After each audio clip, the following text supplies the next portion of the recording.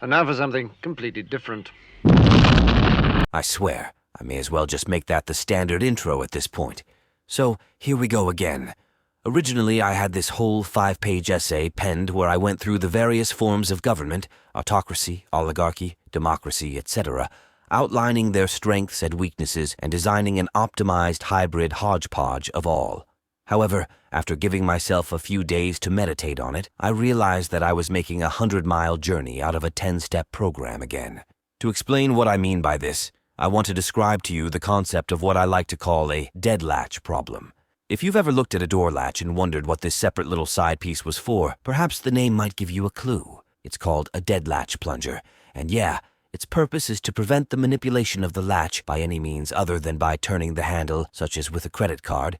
Now, this little device is most commonly known as a latch guard, but has also been referred to as a card stopper, and it exists to do precisely what the second name suggests. Now, why, you might wonder, would this need to be a thing if the latch already has an inbuilt mechanism specifically designed for this purpose? Well, you see, unlike in residential applications, which are fairly regular given their estate's fairly standardized functionality, there's no such consistency in commercial real estate. So, to optimize efficiency and save on costs, the companies contracted to install the doors and frames usually just keep a large inventory of the largest striker plate size available because they know it'll fit any size latch. The problem with this is that if the hole is too big, the dead latch plunger can't do its job. And so we get this absurd system of having to install a new device to fix a problem that wouldn't even be a problem if we just installed the original one properly in the first place.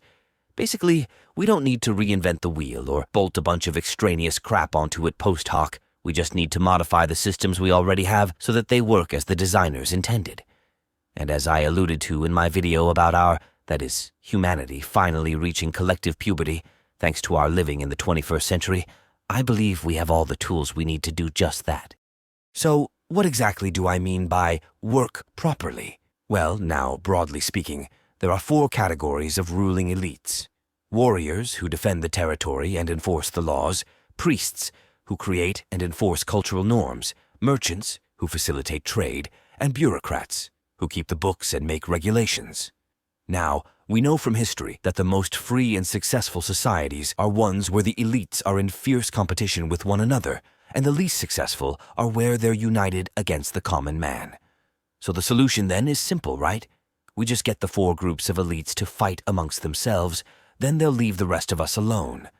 Well, in principle, yes, but the problem with that in practice is that the elites don't want more competition. They want to monopolize their control in order to optimally exploit their resources, human and otherwise, to maximize their own personal gain. In that now-defunct older script, I'd mentioned that republics always fail because they always devolve into either oligarchy or tyranny. And in many an older video, I've mentioned that capitalism isn't viable in the long term for the same reason that trickle-down economics don't work. Whoever reaches the top in a competitive market first always then uses that newfound power and status to start pulling the ladder up behind them, essentially draining the ocean to raise their own ship, rather than being content to rise along with the rest of the fleet. All of which is the long way to say that there's no version of reality where the people in power are going to hold themselves accountable, and the reason why regular people don't take that task upon themselves either is the same as why they don't start revolutions. In short, while the majority of us are busy working and living life, a small group makes it their lifelong business to accrue as much wealth and power for themselves as possible. And by the time the majority realizes this is happening, the cancer is already in its terminal stage.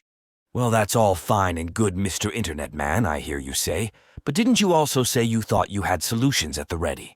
Well, yes and no. I said we have the tools ready to make those solutions manifest. I didn't say anything about correcting for user error. Enter the not real communism guy in the comments. My original opening for this video had been a, I believe, Indian parable about a greedy monkey who'd worked his hand through the bars of a cage trap to grab food, but found that he couldn't pull his clenched fist back out again, and so he'd sat there and starved to death because to gain his freedom would have required him to do the one thing no living creature will ever voluntarily do: give up a free meal.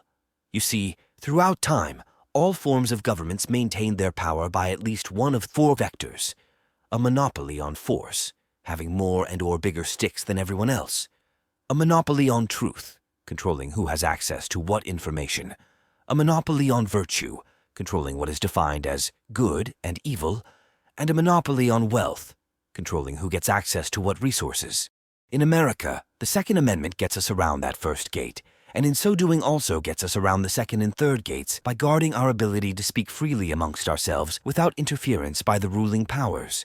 And of course, the internet allows any individual to converse with anyone anywhere else on the network and to access the sum total of humanity's collective knowledge, which leaves the elite's only remaining lever, restricting access to provisions by way of holding the only keys to our common medium of exchange, aka money. But now, we're even devising ways of circumnavigating this too.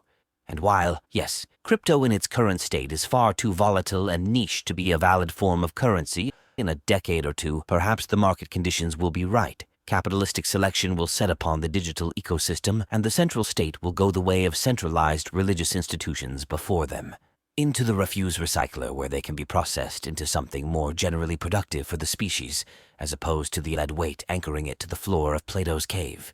Or perhaps that's all utopian fantasizing on my part. Oh well, everyone's gotta have a dream or they'll go mad.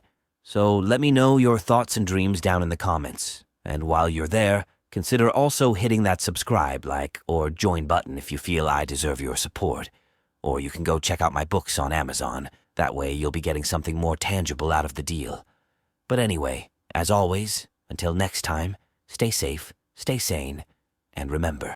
The Force will be with you, always.